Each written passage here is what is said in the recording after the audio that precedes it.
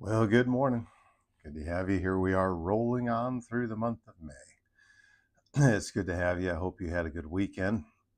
Had a good services on Sunday and thankful for that. And those who were able to make it out, continue to pray for one another and the different needs that are out there. And love to see our church family able to get together for an entire service. We'll see how all that plays out. But lots of things going on, and so hopefully some of that settles down and people get healthy and all that good stuff. So, but I appreciate you being on here this morning, and or whenever you watch this. I hope you are doing well. Hope you had a time when you can look back and see how the Lord challenged you over the weekend and challenge you to be better, and always a good thing. And so, looking forward to what God has for us today as well. Well, I want to get into our study here this morning in 3 John, verse number 5. And as I shared when I began this particular book, the book is going to revolve around three different individuals. Gaius is going to be the one that we're dealing with first. And then there's a man by the name of Diotrephes who comes in and is quite a challenge, false teacher, and there's a lot that's going on with him. And then Demetrius, perhaps the one who even brought the letter. Each three of these are going to receive about equal treatment.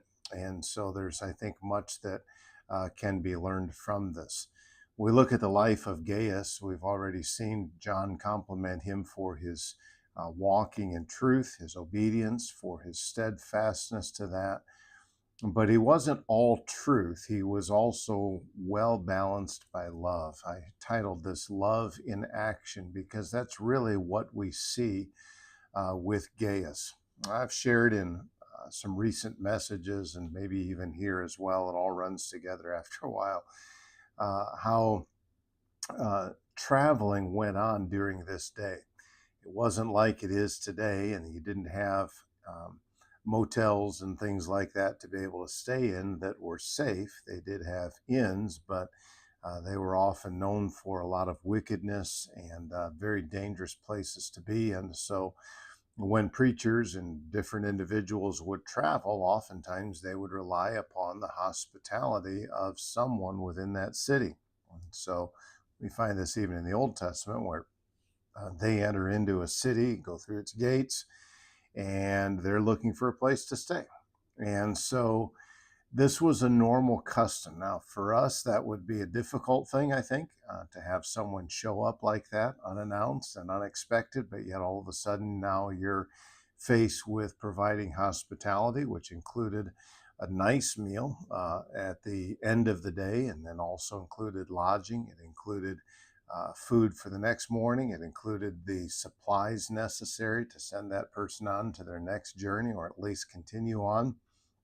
If they had animals, it may encompass taking care of the animals. There was a lot that went into being hospitable, more than just saying, hey, here's a place to sleep. Well, with that cultural idea in mind, look at how Gaius is going to respond to itinerant preachers. Verse number 5 tells us, he says, Beloved, and this is another time where John is referring to him as this one who's dearly loved. Thou doest faithfully what thou doest to the brethren and to strangers. You are faithful, he says, in what you're doing, not only to the saved, but also to those whom you don't know. These individuals, John says, have borne witness of thy charity before the church. What they have done is they have come along and they have testified about your love in the presence of the assembly. So they would seem to be that they returned to a home church. And so more than likely, these individuals are on some sort of an itinerant mission or preaching type mission, similar to Paul and Silas and Timothy and these guys.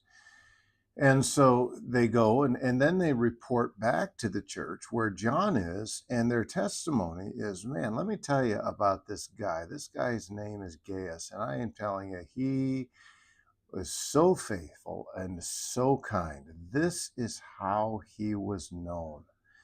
You know, there are lots of people who are known by different ways. Sometimes people are known for being grumpy. Sometimes people are known for being constant complainers. Sometimes people are known for constant nagging. I want to be known for constant joy, for love, for that kind of a life. And this is how Gaius is known. Now, it didn't matter whether it was someone he knew, whether it was someone he didn't know. He treated them all fairly, equally, and lovingly. He was faithful in what he did. He says, they've borne witness of thy charity or your love before the church, whom if thou bring forward on their journey after a godly sort, thou shalt do well. So in other words, if you help them advance in their journey and in the presentation of the gospel, potentially, if they're preachers, if you do that, you are doing well. You're commended because you are helping advance them. Well, what a heartbeat and what a challenge for us when we look at life. Well, he goes on and he says in verse 7, because that for his name's sake they went forth. This gives me the idea of the preaching, by the way, taking nothing of the Gentiles. Okay, so these individuals went forth for the name of Christ, and they weren't taking from the Gentiles. So it seemed as though they were Jewish in their nature. They weren't relying on these supplies from these others. They were relying on this kind of provision that God would give them. We therefore ought to receive such that we might be fellow helpers to the truth. Now it comes to the responsibility that we have as believers. We ought to be welcoming these kinds of individuals so that we can also then be partakers of the truth, just as Gaius was, so that we would be able to come along and aid in the presentation of these things and aid in the advancement of this. Let's not underestimate the importance of things such as our missions contributions, which is more than or should be more than just monetary. It needs to be prayerful and so forth. But we have opportunity to be able to advance that cause from a missions standpoint and be involved in that work. But let's narrow that down as well and not focus just on someone who is across a large ocean that I just give money to. Let's narrow this down to someone that we know, someone that may be in need, someone that we see an opportunity for. Here's an opportunity for us to minister. And the question then is, how do we handle this kind of ministry? Unfortunately, sometimes we handle it grudgingly. Sometimes we handle these things out of obligation. I have to. There needs to be a mindset for us as believers that the love that we have been the recipients of becomes the love that we put on display for others. That's the biblical expectation of love. It is not something that is just merely expressed in words, it is expressed in action.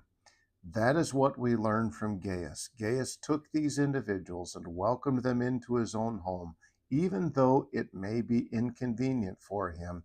He did so because he recognized the bigger picture and he selflessly invested in the lives of others that the gospel of Jesus Christ could be advanced. What a challenge for us to live by that, and I hope that it's a challenge for you as well. Well, I appreciate each one of you being on here this morning. As always, I hope you have a great day today, another warm one. And so, the Lord willing, we got some rain coming in here towards the end of the week, some thunderstorms and some rain and all that. So I'm hoping we can get it. It is so dry out there.